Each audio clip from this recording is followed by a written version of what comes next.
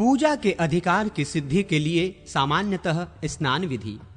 नारद जी बोले, विप्रवरों, पूजन आदि क्रियाओं के लिए पहले स्नान विधि का वर्णन करता हूं। पहले नरसिंह संबंधी बीज या मंत्र से मृतिका हाथ में लें।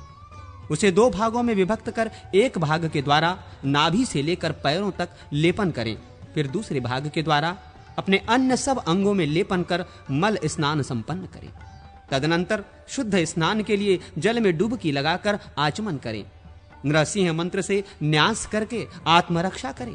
इसके बाद तंत्रोक्त रीति से विधि स्नान करें और प्राणायाम आदि पूर्वक हृदय में भगवान विष्णु का ध्यान करते हुए ओम नमो नारायणाय इस अष्टाक्षर मंत्र से हाथ में मिट्टी लेकर उसके 3 भाग करें। फिर नरसिंह मंत्र के जप पूर्वक उन तीनों भागों से 3 बार दिग्बंध करें। इसके बाद ओम नमो भगवते वासुदेवाय इस वासुदेव मंत्र का जप करके संकल्प पूर्वक तीर्थ जल का स्पर्श करें। फिर वेद आदि के मंत्रों से अपने शरीर का और आराध्य देव की प्रतिमा या ध्यान कल्पित विग्रह का मार्जन करें। इसके बाद अघमर्षण मंत्र का जप करके वस्त्र पहनकर आगे का कार्य करें। पहले अंगन्यास कर मार्जन मंत्रों से मार्जन करें। इसके बाद हाथ में जल लेकर नारायण मंत्र से प्राण संयम करके जल को नासिका से लगाकर सूंघें। फिर भगवान का ध्यान करते हुए जल का परित्याग कर दें।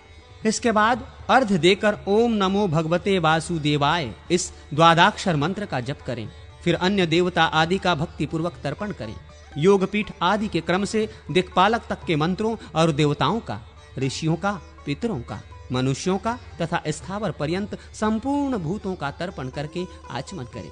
फिर अंगन्यास करके अपने हृदय में मंत्रों का उपसंहार कर पूजन मंदिर में प्रवेश करें। इसी प्रकार अन्य पूजाओं में भी मूल आदि मंत्रों से स्नान कार्य संपन्न करें। देवताओं तथा भगवान विष्णु की सामान्य पूजा विधि। नारद जी बोले, ब्रह्मर्षियों, अब मैं पूजा की विधि का वर्णन करूंगा, जिसका अनुष्ठान करके मनुष्य संपूर्ण कामनाओं को प्राप्त कर लेता है। हाथ पैर धोकर आसन पर बैठकर आचमन करें। फिर मौन भाव से रहकर सब ओर से अपनी रक्षा करें। पूर्व दिशा की ओर मुंह करके स्वस्तिक आसन या पद्मासन आदि कोई सा आसन बांधकर स्थिर बैठें और नाभि के मध्य भाग में स्थित धुएं के समान वर्ण वाले प्रचंड वायु रूप यह बीज का चिंतन करते हुए अपने शरीर से संपूर्ण पापों को भावना द्वारा पृथक करें। फिर हृदय कमल के मध्य में स्थित तेज की राशिभूत श्रव बीज का ध्यान करते हुए ऊपर नीचे तथा अगल बगल में फैली हुई अग्नि की प्रचंड ज्वालाओं से उस पाप को जला डालें। इसके बाद बुद्धिमान पुरुष आकाश में स्थित चंद्रमा की आकृति के समान किसी शांत ज्योति का ध्यान करे और उससे प्रवाहित होकर हृदय कमल में व्याप्त होने वाली सुधामय सलील की धाराओं से जो सुषुम्ना योनि के मार्ग से शरीर की सब नाड़ियों में फैल रही है, अपने निष्पाप शरीर को आप्लावित करें। इस प्रकार शरीर की शुद्धि करके तत्वों का नाश करें। फिर हस्त शुद्धि करें। इसके लिए पहले दोनों हाथों में अस्त्र एवं व्यापक मुद्रा करें और दाहिने अंगूठे से आरंभ करके करतल और करपृष्ठ तक न्यास करें। इसके बाद एक एक अक्षर के क्रम से 12 अंगों वाले द्वादशाक्षर मूल मंत्र का अपने देह में 12 मंत्र वाक्यों द्वारा न्यास करें। हृदय, सिर, शिखा, कवच, अस्त्र, नेत्र, उदर, पीठ, बाहु, उरु, घुटना, पैर, ये शरीर के 12 स्थान हैं। इनमें ही द्वादशाक्षर के एक एक वर्ण का न्यास करें। यथा ओम ओम नमः हृदय, ओम नमः शिश्रसी, ओम नमः शिखाय नमः इत्यादि। फिर मुद्रा समर्पण कर भगवान विष्णु का स्मरण करें और अष्टोत्तर शत मंत्र का जप करके पूजन करें। बाएं भाग में जलपात्र और दाहिने भाग में पूजा का सामना रखकर अस्त्राय फट मंत्र से उसको धो दें। इसके पश्चात गंध और पुष्प आदि से युक्त 2 अर्ध पात्र रखें। फिर हाथ में जल लेकर अस्त्राय फट इस मंत्र से अभिमंत्रित कर योग पीठ को सींच दें। उसके मध्य भाग में सर्वव्यापी चेतन ज्योतिर्मय परमेश्वर श्री हरि का ध्यान करके उस योग पीठ पर पूर्व आदि दिशाओं के क्रम से धर्म, ज्ञान, वैराग्य, ऐश्वर्य, अग्नि आदि दिक्पाल तथा अधर्म आदि के विग्रह की स्थापना करें। मंडल और विमला आदि शक्तियों की कमल के केसर के रूप में और ग्रहों की कर्णिका में स्थापना करें। पहले अपने हृदय में ध्यान करें, फिर मंडल में आवाहन करके पूजन करें। आवाहन के अनंतर क्रमशः अर्ध, पाद्य, आचमन, मधुपर्व, स्नान, वस्त्र, यज्ञोपवीत, आभूषण, गंध, पुष्प, धूप, दीप और नैवेद्य आदि को पुंडराक्ष विद्या ओम नमो भगवते पुंडराक्षाय इस मंत्र से अर्पण करें। मंडल के पूर्व आदि द्वारों पर भगवान के विग्रह की सेवा में रहने वाले पार्षदों की पूजा करें। पूर्व के दरवाजे पर गरुड़ की, दक्षिण द्वार पर चक्र की, उत्तर वाले द्वार पर गदा की और ईशान तथा अग्निकोण में शंख एवं धनुष की स्थापना करें।